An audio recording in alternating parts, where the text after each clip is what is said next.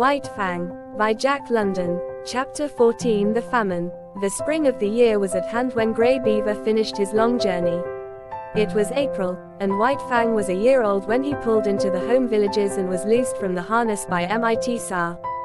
Though a long way from his full growth, White Fang, next to Lip Lip, was the largest yearling in the village. Both from his father, the wolf, and from Quiche, he had inherited stature and strength, and already he was measuring up alongside the full-grown dogs. But he had not yet grown compact. His body was slender and rangy, and his strength more stringy than massive. His coat was the true wolf grey, and to all appearances he was true wolf himself. The quarter strain of dog he had inherited from Quiche had left no mark on him physically, though it had played its part in his mental makeup. He wandered through the village, recognizing with staid satisfaction the various dogs he had known before the long journey. Then there were the dogs, puppies growing up like himself, and grown dogs that did not look so large and formidable as the memory pictures he retained of them. Also, he stood less in fear of them than formerly, stalking among them with a certain careless ease that was as new to him as it was enjoyable. There was Basic, a grizzled old fellow that in his younger days had but to uncover his fangs to send White Fang cringing and crouching to the right about. From him White Fang had learned much of his own insignificance, and from him he was now to learn much of the change and development that had taken place in himself. While Basic had been growing weaker with age, White Fang had been growing stronger with youth. It was at the cutting up of a moose, fresh killed, that White Fang learned of the changed relations in which he stood to the dog world. He had got for himself a hoof and part of the shin bone, to which quite a bit of meat was attached. Withdrawn from the immediate scramble of the other dogs, in fact out of sight behind a thicket, he was devouring his prize, when Basic rushed in upon him. Before he knew what he was doing, he had slashed the intruder twice and sprung clear. Basic was surprised by the other's temerity and swiftness of attack. He stood, gazing stupidly across at White Fang, the raw, red shin bone between them. Basic was old, and already he had come to know the increasing valor of the dogs it had been his wont to bully. Bitter experiences these, which, perforce, he swallowed, calling upon all his wisdom to cope with them. In the old days he would have sprung upon White Fang in a fury of righteous wrath. But now his waning powers would not permit such a course. He bristled fiercely and looked ominously across the shin bone at White Fang. And White Fang, resurrecting quite a deal of the old awe, seemed to wilt and to shrink in upon himself and grow small, as he cast about in his mind for a way to beat a retreat not too inglorious. And right here Basic erred. Had he contented himself with looking fierce and ominous, all would have been well. White Fang, on the verge of retreat, would have retreated, leaving the meat to him. But Basic did not wait. He considered the victory already his and stepped forward to the meat. As he bent his head carelessly to smell it, White Fang bristled slightly. Even then it was not too late for Basic to retrieve the situation. Had he merely stood over the meat, head up and glowering, White Fang would ultimately have slunk away. But the fresh meat was strong in Basic's nostrils, and greed urged him to take a bite of it. This was too much for White Fang. Fresh upon his months of mastery over his own teammates, it was beyond his self-control to stand idly by while another devoured the meat that belonged to him. He struck, after his custom, without warning. With the first slash, Basic's right ear was ripped into ribbons. He was astounded at the suddenness of it. But more things, and most grievous ones, were happening with equal suddenness. He was knocked off his feet. His throat was bitten. While he was struggling to his feet, the young dog sank teeth twice into his shoulder. The swiftness of it was bewildering. He made a futile rush at White Fang, clipping the empty air with an outraged snap. The next moment his nose was laid open, and he was staggering backward away from the meat. The situation was now reversed. White Fang stood over the shin bone, bristling and menacing, while Basic stood a little way off, preparing to retreat.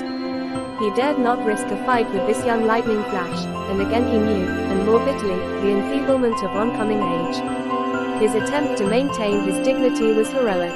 Calmly turning his back upon young dog and shin bone, as though both were beneath his notice and unworthy of his consideration, he stalked grandly away. Nor, until well out of sight, did he stop to lick his bleeding wounds. The effect on White Fang was to give him a greater faith in himself, and a greater pride. He walked less softly among the grown dogs, his attitude toward them was less compromising. Not that he went out of his way looking for trouble. Far from it. But upon his way he demanded consideration. He stood upon his right to go his way unmolested and to give trail to no dog. He had to be taken into account, that was all. He was no longer to be disregarded and ignored, as was the lot of puppies, and as continued to be the lot of the puppies that were his teammates. They got out of the way, gave trail to the grown dogs, and gave up meat to them under compulsion. But White Fang, uncompanionable, solitary, morose, scarcely looking to right or left, redoubtable, forbidding of aspect, remote and alien, was accepted as an equal by his puzzled elders. They quickly learned to leave him alone, neither venturing hostile acts nor making overtures of friendliness. If they left him alone, he left them alone, a state of affairs that they found, after a few encounters, to be preeminently desirable. In midsummer White Fang had an experience. Trotting along in his silent way to investigate a new teepee which had been erected on the edge of the village while he was away with the hunters after moose, he came full upon Quiche. He paused and looked at her.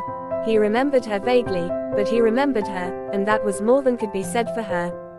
She lifted her lip at him in the old snarl of menace, and his memory became clear. His forgotten cubhood, all that was associated with that familiar snarl, rushed back to him. Before he had known the gods, she had been to him the center pin of the universe. The old familiar feelings of that time came back upon him, surged up within him. He bounded towards her joyously, and she met him with shrewd fangs that laid his cheek open to the bone. He did not understand. He backed away, bewildered and puzzled. But it was not Quiche's fault. A wolf mother was not made to remember her cubs of a year or so before. So she did not remember White Fang. He was a strange animal, an intruder, and her present litter of puppies gave her the right to resent such intrusion. One of the puppies sprawled up to White Fang. They were half-brothers, only they did not know it. White Fang sniffed the puppy curiously, whereupon Quiche rushed upon him, gashing his face a second time.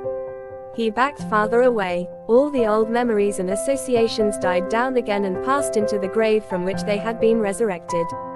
He looked at Quiche licking her puppy and stopping now and then to snarl at him. She was without value to him. He had learned to get along without her. Her meaning was forgotten. There was no place for her in his scheme of things, as there was no place for him in hers. He was still standing, stupid and bewildered, the memories forgotten, wondering what it was all about, when Quiche attacked him a third time, intent on driving him away altogether from the vicinity. And White Fang allowed himself to be driven away. This was a female of his kind, and it was a law of his kind that the males must not fight the females. He did not know anything about this law, for it was no generalization of the mind, not a something acquired by experience of the world. He knew it as a secret prompting, as an urge of instinct, of the same instinct that made him howl at the moon and stars of nights, and that made him fear death and the unknown. The months went by. White Fang grew stronger, heavier, and more compact, while his character was developing along the lines laid down by his heredity and his environment. His heredity was a life stuff that may be likened to clay. It possessed many possibilities, was capable of being molded into many different forms. Environment served to model the clay, to give it a particular form. Thus, had White Fang never come into the fires of man, the wild would have molded him into a true wolf. But the gods had given him a different environment, and he was molded into a dog that was rather wolfish, but that was a dog and not a wolf. Answer: according to the clay of his nature and the pressure of his surroundings, his character was being molded into a certain particular shape. There was no escaping it. He was becoming more morose, more uncompanionable, more solitary, more ferocious, while the dogs were learning more and more that it was better to be at peace with him than at war, and Grey Beaver was coming to prize him more greatly with the passage of each day. White Fang, seeming to sum up strength in all his qualities, nevertheless suffered from one besetting weakness. He could not stand being laughed at. The laughter of men was a hateful thing. They might laugh among themselves about anything they pleased except himself, and he did not mind. But the moment laughter was turned upon him he would fly into a most terrible rage. Grave, dignified, somber, a laugh made him frantic to ridiculousness. It so outraged him and upset him that for hours he would behave like a demon. And woe to the dog that at such times ran foul of him. He knew the law too well to take it out of Grey Beaver. Behind Grey Beaver were a club and Godhead. But behind the dogs there was nothing but space, and into this space they flew when White Fang came on the scene, made mad by laughter. In the 3rd year of his life there came a great famine to the Mackenzie Indians. In the summer the fish failed. In the winter the caribou forsook their accustomed track. Moose were scarce, the rabbits almost disappeared, hunting and preying animals perished. Denied the usual food supply, weakened by hunger, they fell upon and devoured one another. Only the strong survived. White Fang's gods were always hunting animals. The old and the weak of them died of hunger. There was wailing in the village, where the women and children went without in order that what little they had might go into the bellies of the lean and hollow-eyed hunters who trod the forest in the vain pursuit of meat. To such extremity were the gods driven that they ate the soft tanned leather of their moccasins and mittens, while the dogs ate the harnesses off their backs and the very whiplashes. Also, the dogs ate one another, and also the gods ate the dogs. The weakest and the more worthless were eaten first. The dogs that still lived, looked on and understood. A few of the boldest and wisest forsook the fires of the gods, which had now become a shambles, and fled into the forest, where, in the end, they starved to death or were eaten by wolves. In this time of misery, White Fang, too, stole away into the woods. He was better fitted for the life than the other dogs, for he had the training of his cubhood to guide him. Especially adept did he become in stalking small living things. He would lie concealed for hours, following every movement of a cautious tree squirrel, waiting, with a patience as huge as the hunger he suffered from, until the squirrel ventured out upon the ground. Even then, White Fang was not premature. He waited until he was sure of striking before the squirrel could gain a tree refuge. Then, and not until then, would he flash from his hiding place, a grey projectile, incredibly swift, never failing its mark, the fleeing squirrel that fled not fast enough. Successful as he was with squirrels, there was one difficulty that prevented him from living and growing fat on them. There were not enough squirrels. So he was driven to hunt still smaller things. So acute did his hunger become at times that he was not above rooting out wood mice from their burrows in the ground. Nor did he scorn to do battle with a weasel as hungry as himself and many times more ferocious.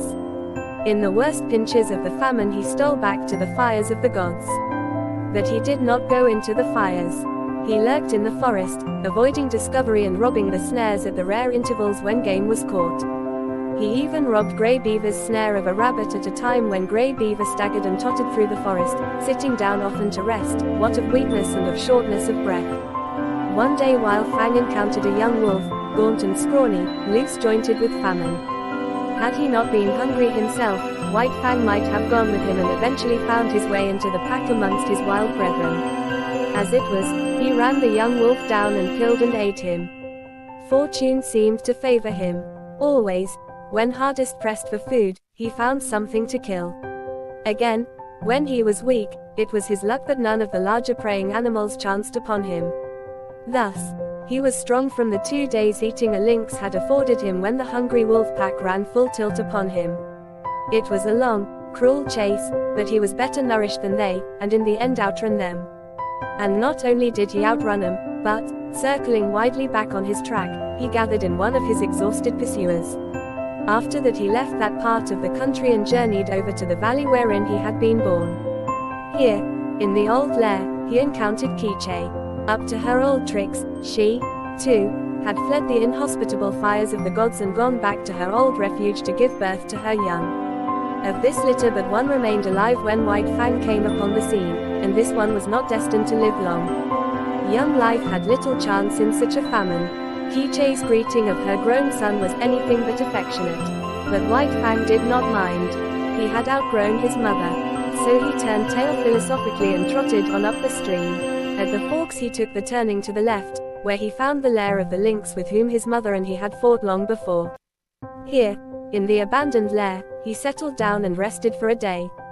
During the early summer, in the last days of the famine, he met Lip Lip, who had likewise taken to the woods, where he had eked out a miserable existence. White Fang came upon him unexpectedly. Trotting in opposite directions along the base of a high bluff, they rounded a corner of rock and found themselves face to face. They paused with instant alarm, and looked at each other suspiciously. White Fang was in splendid condition. His hunting had been good, and for a week he had eaten his fill. He was even gorged from his latest kill. But in the moment he looked at Lip Lip, his hair rose on end all along his back. It was an involuntary bristling on his part, the physical state that in the past had always accompanied the mental state produced in him by Lip Lip's bullying and persecution. As in the past he had bristled and snarled at sight of Lip Lip, so now, and automatically, he bristled and snarled. He did not waste any time. The thing was done thoroughly and with dispatch. Lip Lip essayed to back away, but White Fang struck him hard, shoulder to shoulder.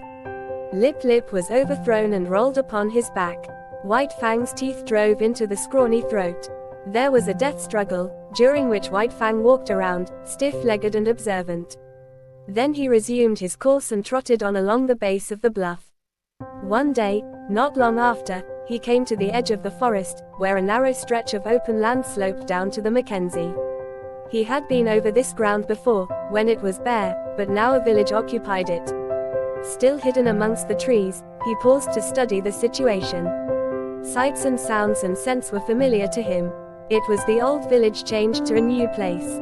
But sights and sounds and smells were different from those he had last had when he fled away from it. There was no whimpering nor wailing. Contented sounds saluted his ear, and when he heard the angry voice of a woman he knew it to be the anger that proceeds from a full stomach. And there was a smell in the air of fish. There was food. The famine was gone. He came out boldly from the forest and trotted into camp straight to Grey Beaver's teepee. Grey Beaver was not there, but Kloo Kooch welcomed him with glad cries and the whole of a fresh caught fish, and he lay down to wait Grey Beaver's coming.